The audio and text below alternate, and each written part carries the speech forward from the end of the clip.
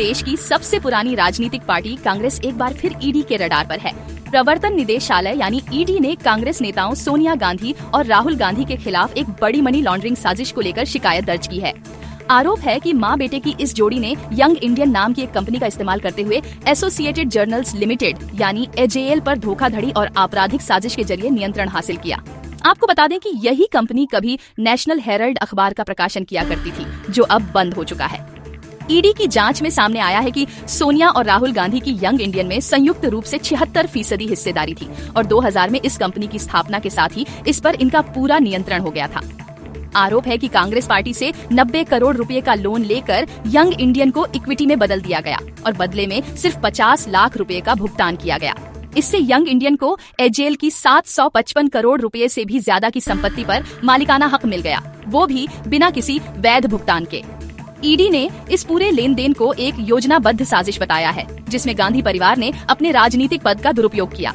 जांच एजेंसी का कहना है कि सोनिया गांधी उस वक्त एआईसीसी की अध्यक्ष थीं और राहुल गांधी महासचिव। दोनों ने मिलकर कांग्रेस से जुड़े कर्ज को महज 50 लाख में यंग इंडियन को ट्रांसफर करवा दिया और इसके बदले दिल्ली, मुंबई, पटना, लखनऊ जैसी कई शहरों की प्रीमियम जमीनें उनके नियंत्रण में आ गईं। ईडी ने इस कथित अपराध से अर्जित संपत्ति को 3 हिस्सों में बांटा है। पहला, एजेएल के वो शेयर जो यंग इंडियन को 90.21 करोड़ रुपए के मूल्य पर दिए गए। दूसरा, एजेएल की असली संपत्ति जिसका मूल्य आयकर विभाग के मुताबिक 755 करोड़ रुपए है। और तीसरा, 2000 से 2023 के बीच इन संपत्तियों से कमाए गए 142 करोड़ रुपए का किराया, जिसे ईडी ने अवैध घोषित किया है। ईडी का आरोप है कि यंग इंडियन ने 2017-18 में 18.12 करोड़ रुपए के फर्जी चंदे भी जुटाए, जो कथित तौर पर कांग्रेस के वरिष्ठ नेताओं जैसे मोतीलाल वोरा और ऑस्कर फर्नांडिस की मदद से फर्जी नामों और कंपनियों के जरिए हासिल किए गए। इतना ही नहीं, एजेएल को 38 करोड़ रुपए का एडवांस किराया मिला, लेकिन कोई कानूनी करार नहीं था। इसके अलावा 29 करोड़ रुपए के विज्ञापन से जो आय दिखाई गई, उसका एक बड़ा हिस्सा कांग्रेस से जुड़े संगठनों से आया और इनमें अधिकतर सिर्फ बधाई संदेश थे, नॉट कमर्शियल एड्स। अब बात करें सीधे आरोपों की। सोनिया गांधी को इस मामले में आरोपी नंबर 1 बताया गया है।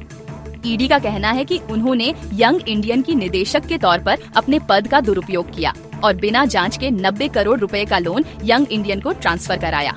यही नहीं, वो एजेएल और यंग इंडियन के जरिए मनी लॉन्ड्रिंग की पूरी प्रक्रिया में संलिप्त रहीं। उनके बयान भी एजेंसी के मुताबिक भ्रम फैलाने वाले थे और उन्हें पीएमएलए की धारा 3 और 70 के तहत दोषी ठहराया गया है।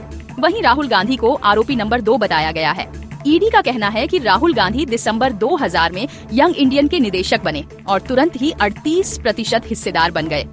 उन्होंने एजेएल का कर्ज इक्विटी में बदलने की प्रक्रिया में सक्रिय भूमिका निभाई और तब भी मांग पत्र भेजने लगे जब तक कि ट्रांसफर औपचारिक तौर पर हुआ ही नहीं था। एजेंसी का दावा है कि उन्होंने सारी जिम्मेदारी दिवंगत मोतीलाल वोरा पर डालने की कोशिश की। फिलहाल ईडी ने नवंबर 2023 में एजेएल की करीब 752 करोड़ रुपए की संपत्तियों को अटैच कर दिया है, जिसे अप्रैल 2024 में अधिकृत कर दिया गया। हालांकि इस पर अब एजेएल और यंग इंडियन की ओर से अपील की गई है और मामला अभी अपीलेट ट्रिब्यूनल में विचाराधीन है। कांग्रेस पार्टी ने फिलहाल इस शिकायत पर कोई आधिकारिक प्रतिक्रिया नहीं दी है, लेकिन पहले इस पूरे मामले को राजनीतिक प्रतिशोध और सत्ता के दुरुपयोग का उदाहरण बताया था।